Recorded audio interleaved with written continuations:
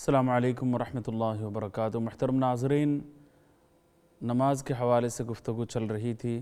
ایک وقفے کے بعد میں محمد عبد المنتقم آپ کو پھر دل کی گہرائیوں سے پروگرام علم و حکمت میں خوش آمدید کہتا ہوں۔ نماز ہی کے حوالے سے ہمارے گزارشات جاری ہیں کہ نماز کے بارے میں آپ صلی اللہ علیہ وسلم نے ایک کانٹے کی بات، اصولی بات یہ ارشاد فرمائی ہے کہ تم مجھے دیکھ کر نماز پڑھو، اس طرح نماز پڑھو جس طرح مجھے پڑھتے ہوئے دیکھو۔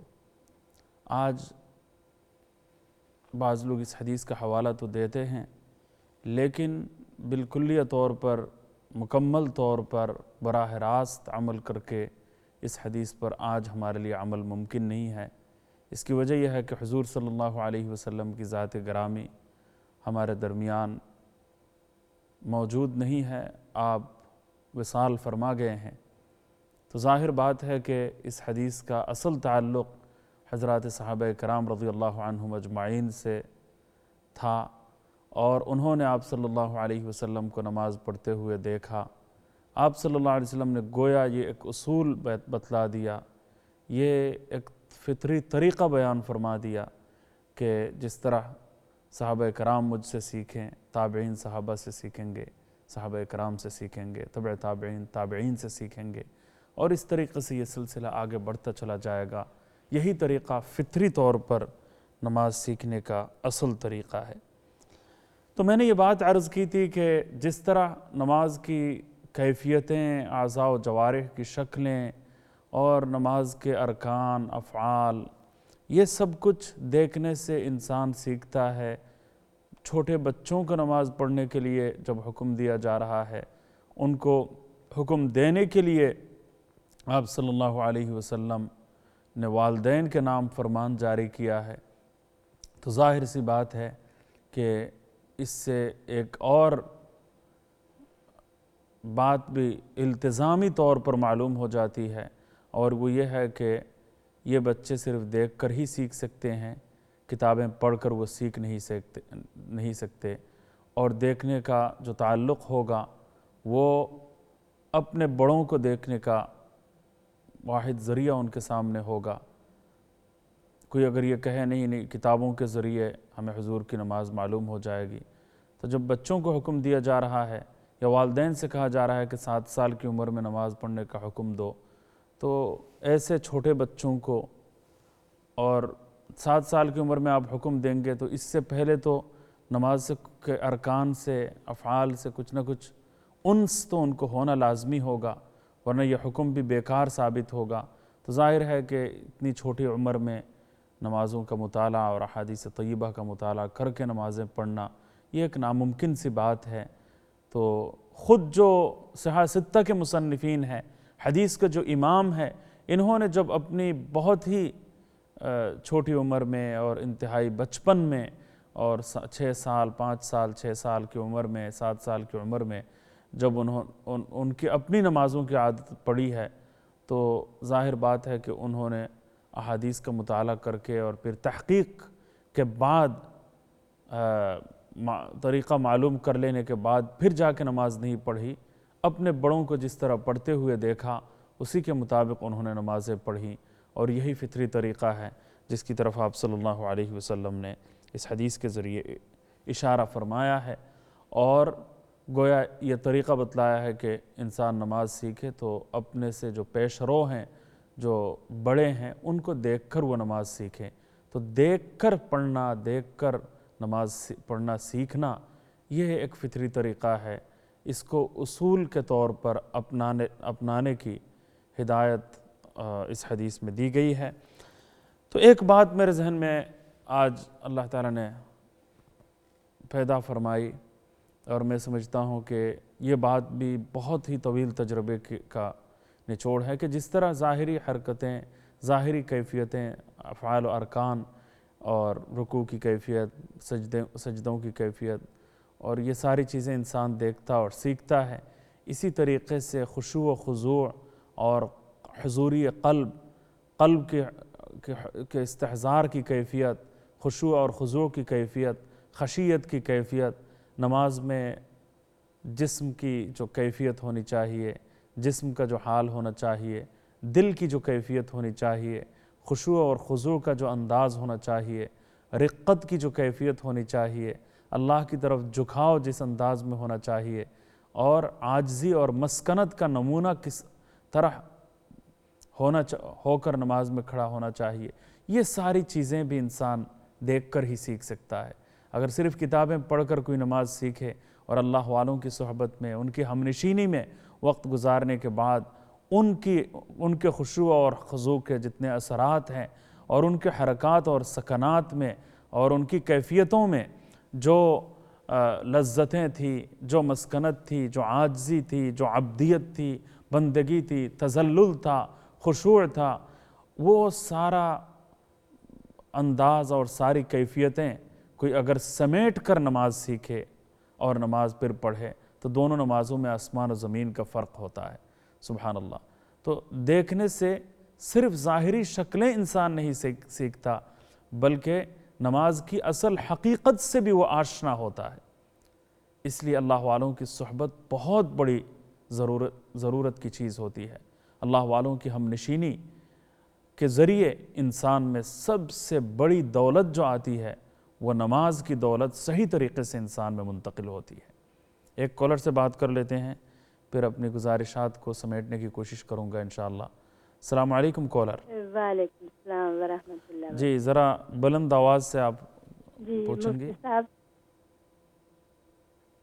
جی فرمائیے۔ مفتی صاحب، جی مجھ تک جو ہے وہ آواز صاف نہیں آ رہی، ذرا دوبارہ فرمائیے۔ اچھا کال ڈراپ ہو گئی ہے، آپ دوبارہ کوشش فرما لیجئے۔ میں اپنے گزارشات میں عرض کرنا چاہوں گا کہ نماز میں خشوع اور خضوع کی کیفیت بھی دیکھنے سے تعلق رکھتی ہے۔ اللہ اکبر۔ کبھی بے زبانی کے ذریعے انسان وہ پیغام دے دیتا ہے کہ وہ زبان بھی اس پر رشک کرتی ہوگی، زبان رشک کرتی ہوگی، انسان کی بے زبانی بھی وہ پیغام چھوڑ جاتی ہے۔ انسان بولتا کچھ نہیں ہے، بیٹھا ہوا ہے، لیکن دل کی دنیا اللہ کے عشق اور محبت میں سرشار ہے۔ اللہ کے عشق اور محبت سے دل کی دنیا سرشار ہے۔ آنکھیں بہت کچھ بتا جاتی ہیں اور چہرہ بہت کچھ ہمارے سامنے رکھ دیتا ہے، بہت سارا پیغام ہمارے سامنے چہرہ رکھ دیتا ہے، آنکھیں رکھ دیتی ہیں۔ انسان کی خاموشی بعض اوقات اس کے نطق اور اس کی گویائی پر، اس کی خاموشی پر قربان معلوم ہوتی ہے۔ تو ہم نے ہم جب دعائیں کرتے ہوئے دور سے دیکھا، وہ آہستہ دعائیں کر رہے ہیں، بس دعاؤں کا انداز بھی دل کی دنیا کو بدل دیتا ہے۔ کوئی دعائیں کر رہا ہے، کوئی مانگ رہا ہے، اس کا سراپا ہمیں بتا رہا ہے، اس کا چہرہ ہمارے سامنے یہ پیغام دیتا جا رہا ہے کہ عاجزی کسے کہتے ہیں، مسکنت کسے کہتے ہیں۔ مجھے یاد ہے صحیح بیضاوی شریف کے سبق میں ہمارے استاذ محترم، جن کو امام المعقولات کہا جاتا تھا، حضرت علامہ شمس الحق صاحب رحمۃ اللہ علیہ، وہ دعاؤں پر خطاب فرما رہے تھے۔ تو پھر خطاب کے دوران ہی انہوں نے فرمایا کہ دعاؤں میں کیسی مسکنت ہونی چاہیے، کیسی عاجزی ہونی چاہیے، کیسا تذلل ہونا چاہیے، بندگی کا انداز کس طرح ٹپکنا چاہیے۔ اگر یہ دیکھنا ہو تو تم مفتی عبدالرؤف صاحب کی دعاؤں کو دیکھو کہ کس انداز میں وہ دعا کرتے ہیں، کس طرح ایک ایک ادا سے مسکنت ٹپکتی ہے، عاجزی کا انداز ظاہر ہوتا ہے اور رقت کی کیفیتیں ٹپک رہی ہوتی ہیں۔ کہ تم ان کو جا کے دیکھو. تب دیکھیے خود بھی وہ حضرت مفتی عبدالرؤف صاحب کے استاذ ہی نہیں، استاذ کے بھی استاذ، لیکن وہ حوالہ اپنے شاگرد کا حوالہ دوسروں کو دے رہے ہیں، بلکہ شاگرد ہی نہیں، شاگرد بھی ہیں اور شاگردوں کے بھی شاگرد ہیں، ان کا حوالہ وہ دے رہے ہیں کہ ان کو دیکھو کہ ان کا عجز کتنا ہے. سبحان اللہ. کالر السلام علیکم. وعلیکم السلام مفتی صاحب، میں نے پہلے بھی کال کیا نا تو ڈراپ ہو گیا. جی فرمائیے کیا حکم ہے آپ جی کا؟ مفتی صاحب میرا ایک سوال ہے. جی. میرا بیٹا وا پوتا وا میرا. کیا ہے؟ پوتا وا میرا نا. آپ کا ایک پوتا؟ ہاں جی. انہیں مدرسے چ گیا ہوا، تسی وہ خصوصی دعا کرنا کہ اللہ پاک انہوں عالم دین بناوے اور ادا دل لگ جاوے. کتنی عمر ہوئی ہے؟ ان کی 12 سال عمر ہے، مدرسے وچ بھیجیا، ہنے 4 ماہ ہو گیا. اچھا ماشاءاللہ. اللہ تعالیٰ. ہاں جی، بلیک برن ویچ نا جامعہ ماشاءاللہ القرآن جیڑا مولانا سماد دا مدرسہ وا. ماشاءاللہ ماشاءاللہ. ہاں اللہ جی. تعالیٰ قبول فرمائے آپ کی اس دعا کو، اللہ تعالیٰ خاص طور سے قبول تو فرمائے. تسی خاص دعا کرنی زکریا دا نام. زکریا کو اللہ تعالیٰ عالم دین بنائے. نام بھی بڑا مبارک نام ہے. ہاں تو تسی دعا اور ضرور ماشاءاللہ میرے بیٹے لی کرنی، میرے پوتے لی اللہم آمین. بہت ساری دعا کرنی. اللہم آمین. اللہم آمین. اللہ تعالیٰ علم نافع عمل صالح سے نواز دیں. اللہم آمین. اللہ تعالیٰ علم نافع عطا فرمائے، عمل صالح کی دولت سے مالا مال فرمائے. اللہ تعالیٰ آپ تمام حضرات اور ہم سب کی آنکھوں کی ٹھنڈک بنائے، عالم باعمل بنائے، متبع سنت بنائے، اور اللہ تعالیٰ عالم ربانی بنائے، دین کا عملی نمونہ بنا کر ان کو فارغ کریں. بہت ہی اچھا مدرسہ ضرور ہوگا انشاءاللہ تعالیٰ، ہمیں یہی امید ہے. اور آپ حضرات کی، آپ سب کی کوششیں قابل مبارکباد ہیں. دیکھیے طلبہ سے میں یہی کہتا ہوں کہ محنت اور کوشش کے ساتھ ساتھ دعاؤں کو لازم پکڑیں، محنت اور کوشش بھی کریں، بڑا اثر سامنے آئے گا. ہر نماز کے بعد رب زدنی علما رب اشرح لی صدری ویسر لی امری واحلل عقدۃ من لسانی یفقہوا قولی رب یسر ولا تعسر وتمم بالخیر وبک نستعین. علم نافع کی دعائیں ضرور کریں. اللہ تعالیٰ ان کو علم نافع عطا فرمائیں. اللہ تعالیٰ، میں بہت ہی گنہگار انسان ہوں، لیکن آپ نے بڑی توقع رکھی، امید قائم فرمائی، اور اس کے بعد پھر دعاؤں کے لیے کہا. تو الفاظ تو میرے ہیں، بے شمار ناظرین نے آمین کی صدائیں لگائی ہوں گی، آمین کہی ہوگی. تو اس کی برکت سے میں سمجھتا ہوں کہ انشاءاللہ تعالی یہ دعا ضرور شرف قبول عطا ہوگی اسے، اور آپ کا یہ پوتا ضرور عالم دین ہوگا انشاءاللہ تعالی. انشاءاللہ تعالی اللہ تعالی متبع سنت بنائے، آنکھوں کی ٹھنڈک بنائے، آپ سب کے لیے صدقہ جاریہ بننے کی توفیق عطا فرمائے. بہت بڑی بات ہے، بہت بڑی بات ہے. آج کے دور میں عالم باعمل بننا اور کسی کو عالم باعمل تک پہنچا دینا، یہ ایک بہت بڑا، میں کہتا ہوں کہ ایک سمندر ہے کہ جس کو انسان عبور کر لے. یہ بہت بڑا ایک مرحلہ ہے اور بہت بڑی کامیابی ہے کہ ماحول بالکل مخالفانہ، اور ایسے حالات میں پھر عالم بنے تو برائے نام بنتا ہے، یا صحیح معنوں میں عالم دین بنتا ہے. صحیح معنوں میں ایک عالم دین بننا یہ بہت بڑا مرحلہ ہے.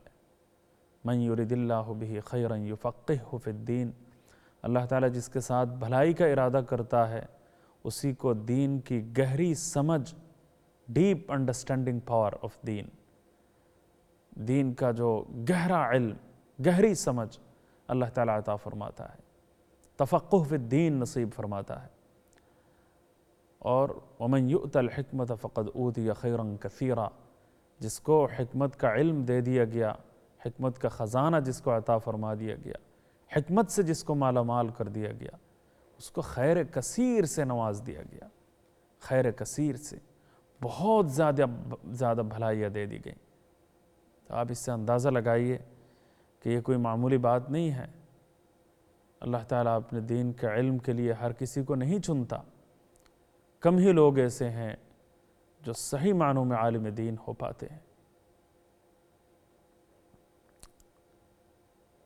یہ پوری کائنات سجائی، پوری دنیا بنائی انسانوں کے لیے، اور انسانوں کو بنایا اپنی عبادت کے لیے، اور اپنی عبادت کا صحیح طریقہ جس علم کے ذریعے عطا فرمایا اس علم کا نام علم وحی ہے۔ اس علم کے حامل افراد کو، اس علم کے لینے والے افراد کو علماء، عالم دین سے یاد کیا جاتا ہے۔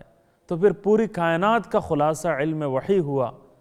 اب اگر پوری کائنات کا خلاصہ علم وحی ہو اور پوری کائنات اس علم وحی کے گرد پوری کائنات گھومے، تو اس علم وحی کی قدر و قیمت کتنی زیادہ ہوگی، اور اس علم وحی کے لیے کس کو اللہ تعالیٰ چنتا ہے، کس کا انتخاب فرماتا ہے، یہ تو بڑے نصیب کی بات ہے، بڑے نصیب کی بات ہے۔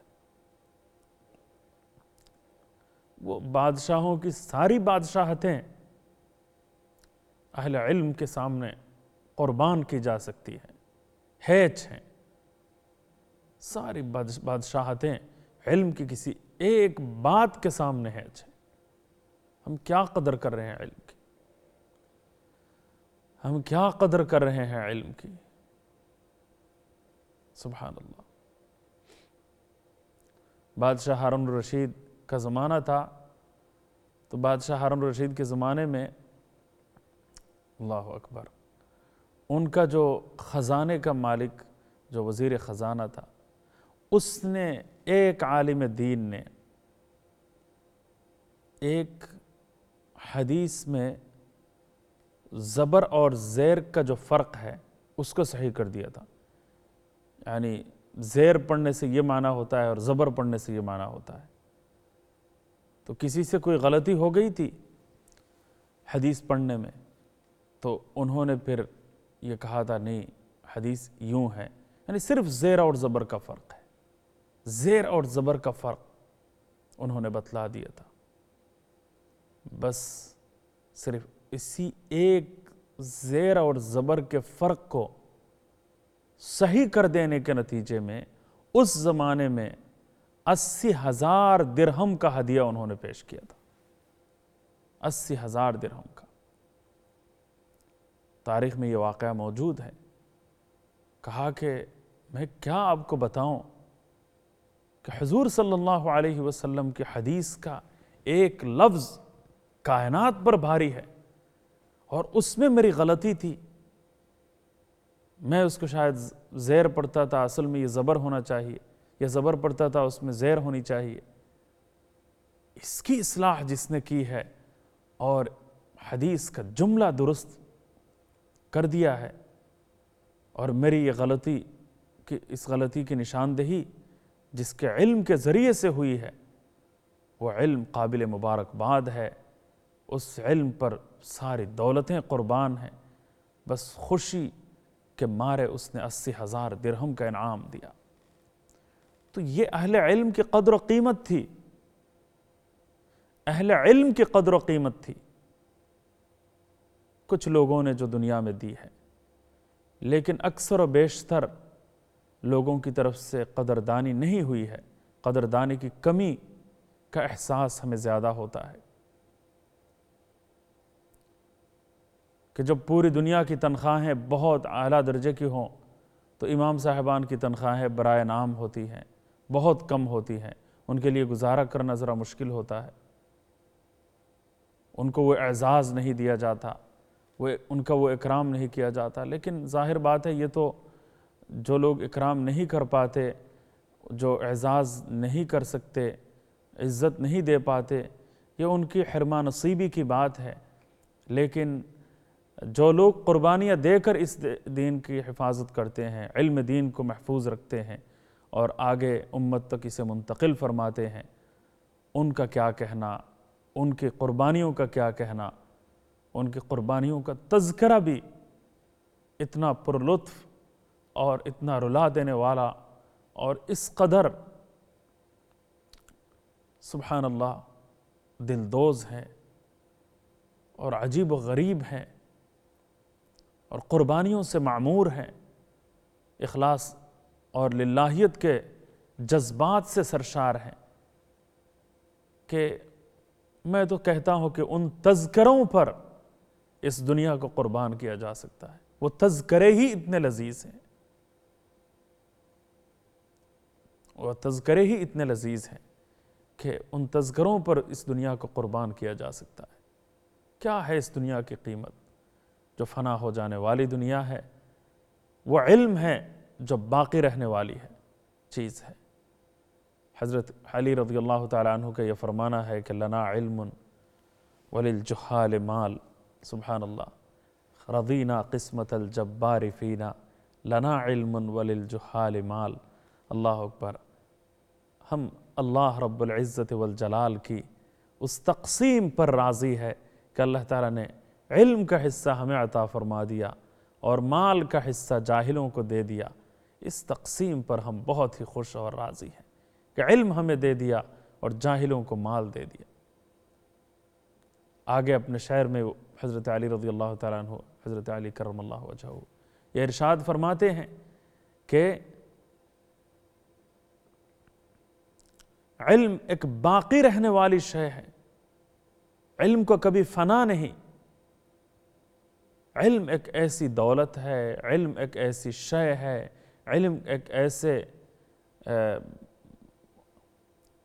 ایسی بے بہا گوہر ہے کہ یہ تو زمانے گزر جائیں گے، صدیاں گزر جائیں گی، لیکن علم کی تابانی، علم کی درخشانی اور علم کی قدر و قیمت میں کوئی فرق نہیں آ سکتا، اس کی قیمت گھٹ ہی نہیں سکتی۔ وہ باقی رہنے والی چیز ہے، اور مال تو آنے جانے والی چیز ہے۔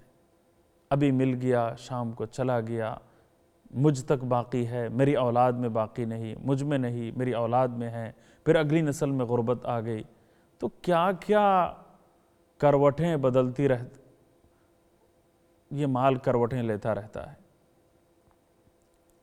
صبح کا فقیر، شام کا بادشاہ، شام کو بادشاہ اور صبح کو فقیر، یہ کیفیتیں چلتی رہتی ہیں۔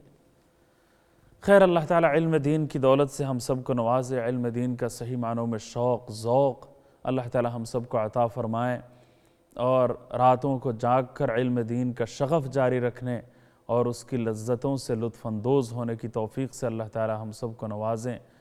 یہ دنیا کے جھمیلوں سے انسانوں کو نجات دلا دیتا ہے، نجات عطا فرما دیتا ہے، اور ہم دنیا کے بکھیڑوں میں، جھمیلوں میں اور مشکلات میں اپنے آپ کو زیادہ پھنسا لیتے ہیں اور پریشانیاں ہماری ختم نہیں ہو پاتی۔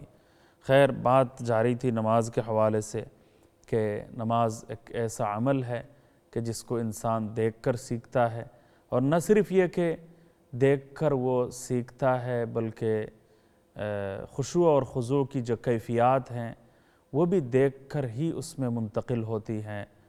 اللہ تعالیٰ نمازوں میں خشوع اور خضوع کی کیفیت ہم سب کو عطا فرمائے۔ نمازوں کے خشوع اور خضوع کی کیفیت کے حوالے سے کچھ ضروری باتیں عرض کرنی تھی، آج وقت کی کمی ہے۔